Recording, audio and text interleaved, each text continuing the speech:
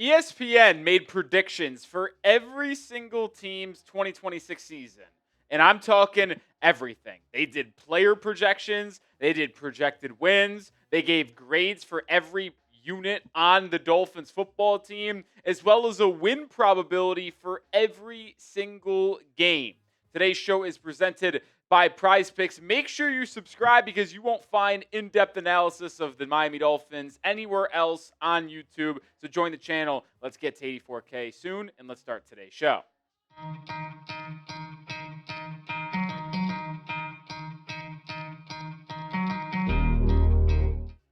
I am Nick Roloff. This is Dolphins Today by Chat Sports. Let's get right into the predictions made by ESPN for Miami in 2026. I will be honest, guys. It's pretty bleak. It's pretty negative, unfortunately. The Dolphins had the lowest amount of projected wins by ESPN. Based off their model, it ended up giving Miami 2.5 wins, or I don't know if that was just the projected line, if you will. Not really sure how they did that, but 2.5 wins it feels insulting. It really does. And then you add this. They ranked every NFL team's offense and defense, and they gave Miami the worst offense in the league, the worst defense in the league, which obviously means the worst team in the league. And listen, I don't expect Miami to go out there and win 7-8 games. I don't expect them to be a contender this season, but that's a little harsh, no? To me, there is absolutely no world where the Dolphins have the worst offense in the NFL this year. I could make the argument they will or could have the worst defense because they don't really have a pass rush. They have a pretty brutal safety room. I get that. But the worst offense? No way. You have a top 5 running back in football. You have a offensive line that is getting better every single day. You have a young but intriguing wide receiver unit. It just feels a bit ridiculous from ESPN to say they're going to be the worst offense and worst defense. It's lazy. You know what that is? It's lazy. It's everybody knows the Dolphins are going to be bad, so let's just pile it on. You look at the positional grades on a scale of 1 to 10 by ESPN here. They gave quarterback a 4. I mean, I got to be honest, that's fair. We've never seen Malik Willis play a full 17-game season. Running back 7, that's low. Wide receiver 3, fair. Tight end 4, fair. Offensive line, I could have said it was probably a 6, but whatever. In defensive line, I think it's better than a 5. Edge, fair. Linebacker, low. Cornerback 3, Safety, I mean, I think they're pretty low on running back and linebacker. I don't know what Miami has to do to have a better running back grade because they've got a top 5 running back in football in Devon Achane. They have Jalen Wright and Ollie Gordon, who I think are really good complementary backs for Devon Achane. It should be at an 8 or 9.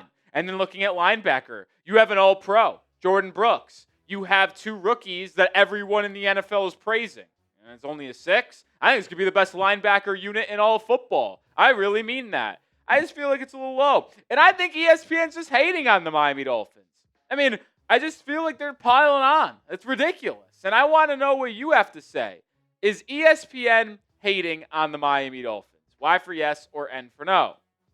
The answer is heck yeah, man. You don't say what we've shown on the show unless you're just a hater. Because I think an objective viewer, even an objective fan, which I would say I am, because, listen, I'm not claiming they're going to be world beaters, but I can look at the team and say, all right, they're good in this area, they're bad in this area, they're struggling in this area, and they're just being too harsh. I mean, this is the part that really drove me up a wall. They did win probability for Miami in every game this year, and there is a common theme. The Dolphins do not have a 35% or better win probability in any game. They're playing the Raiders on the road in week 1, the team that just had the number 1 pick, and you're giving Miami a 27% chance to win? Excuse me? A 20% chance to win on the road against the Jets? Are you serious? Ridiculous. More coming, but today's show is presented and sponsored by Prize Picks, daily fantasy sports made fun and easy. You can get $50 in lineups right now when you play your first $5 on Prize Picks. Just use code HMA when signing up. They've got so many fun features on Fridays. They have Flex Friday. They have max discounts throughout the week at times as well. They have Taco Tuesday discounts. They even sometimes have missions for you where you can get payout boosts and protected lineups. I play so many different ways. Now, they also have team picks where you can make predictions on game winners, spreads, totals. I actually made a team pick for Sahith Theegala to finish top 40 in the golf tournament this weekend. And entering the weekend at least, well, he was top 10. So filming this on Friday, hopefully he is still going to finish in the top 40. You can get it on the action with Prize Picks. Download the app today. Use code HMA to get $50 in lineups when you play your first $5 lineup. That is code HMA to get $50 in lineups when you play your first $5 lineup. Links in the description and comments of today's show. I mean, look at this. This is insulting. 15% chance to beat the Patriots at home. 11% chance to beat the Lions at home. 13% chance to beat the Colts on the road. It's not like the Colts are going to be some world-beating team. And then when you look at the final stretch of games for Miami this year, the win projections and probabilities are just as ridiculous and low. When we get to Week 12, ESPN gave the Dolphins a 33% chance to beat the Jets at home in Week 12. 33%. You mean to tell me that the Jets, who are also projected to be awful, have a 67% chance to win against Miami on the road? Hell no, they don't. Like, I'm not looking to say that Miami should be favored and have a 50% chance to win in half these games. But they're ridiculous. Mike Clay of ESPN made this article and made these projections. And if you watched our video, well, I guess this is coming out before that. So a little confusing timeline for me. Mike Clay had a very rude ranking of the Dolphins' offensive line that we're talking about on our episode Sunday morning. Mike Clay has an ESPN enemy out of me. He's got an enemy because he's just not even being objective and fair. He just clearly has some vendetta against Miami. So Mike Clay, out. Loser. But let's get into some of his projections for Malik Willis and the rest of these Dolphins guys here. 63.8% completion percentage. That's fair. 3,500 passing yards, which I think would be pretty good. But 13 passing touchdowns to 11 interceptions. He has Malik Willis throwing 11 INTs, adding in 540 rushing yards and 3. So 16 total touchdowns, 11 interceptions, and 3,800 yards. And it's not great numbers. It isn't the worst, but it's not the best. I'll add this.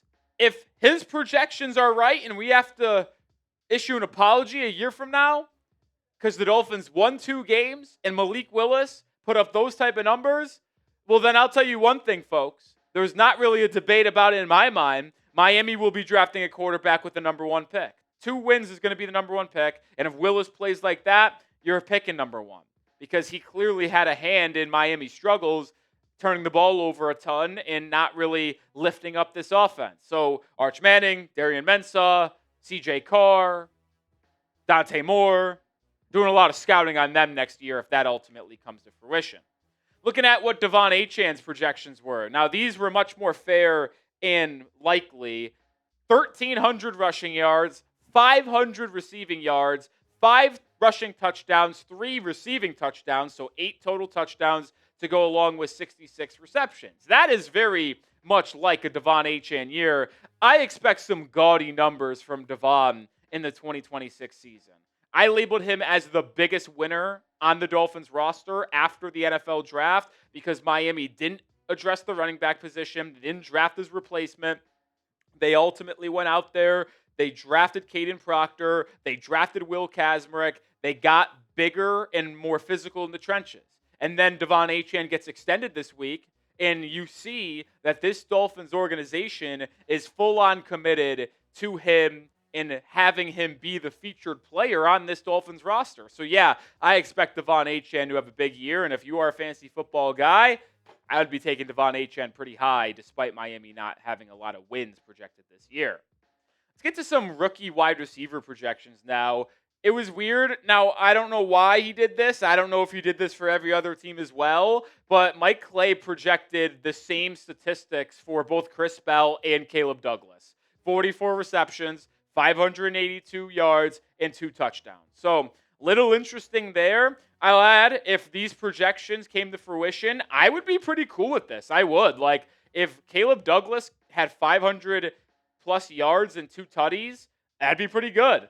Now, I know we all think Chris Bell is going to be really good in the future, and he very well could be, but the truth is a third-round rookie coming off of a torn ACL that you don't know when he's going to be 100% healthy and featured in this offense, he puts up those type of numbers, I'd be pretty excited about that. So, not mad at those projections there. I do anticipate them to being in the top 3 of wide receiver targets for Malik Willis. He was pretty kind to Greg Dulcich, who had, in the final 10 games of last season, 330 yards, couple touchdowns. Mike Clay projected Dulcich has 49 receptions, which would be the second most on the team behind Devon Achane, 540 rushing yards, and 2 touchdowns. Dulcich was really good for Miami in the back half of last season. The Dolphins have been outspoken about how much they like him. John Eric Sullivan said multiple times that he is a guy that he's bullish on and believes could really take a step forward with Miami this upcoming year. So let's hope Greg Dulcich ultimately does take that next step and is who John Eric Sullivan thinks he is. Out of the 3 players we just talked about, which receiver do you think could lead the Dolphins in yardage? Is it Chris Bell? Is it Caleb Douglas? Or is it Greg Dulcich? Get down your votes in the comment section. We'll round it out with some ESPN defensive projections. They had Chop Robinson having an 8-sack season. That would lead the Miami Dolphins. And I'll add this. If Chop Robinson had 8 sacks this year, I would be pretty ecstatic about that because he had that type of season as a rookie. He had a disappointing second year. So if he got back to what he was as a rookie, that would give me some optimism about year 4 and maybe even year 5 being much better for Chop Robinson as he continues hopefully back to an ascending rate. Had Zach Steeler at 4 sacks, Kenneth Grant 2. And this is the part that's crazy. Had Robert Beal 2.5 sacks. I just picked up a fork on my desk. I don't know why. This explains a lot. It really does. No offense to Robert Beal Jr., I don't think he makes the Dolphins roster. He had Robert Beal having more snaps this year for the Dolphins defense than 4th-round rookie Trey Moore. What are you talking about, man? I just don't think he understands what Jeff Hafley is trying to do. I don't think Mike Clay understands what the Dolphins are as a roster. You think they're going to play Robert Beal over the 4th-round rookie Trey Moore? Come on, man. Also had Lonnie Johnson Jr. starting at safety for the entire year. Didn't even have Jacob Rodriguez starting. Had him getting about 50% of the snaps. Based off looking at these projections and going into the defensive side of it, it's clear that Mike Clay and ESPN just don't follow the Dolphins that closely. That's fine. But if you're going to project statistics for the entire roster, I just would have looked to and hoped to see a little bit more research get done, I suppose. That'll do it for today's show. Go follow me over on Twitter at Nick_Roloff for more content and more takes on the Dolphins.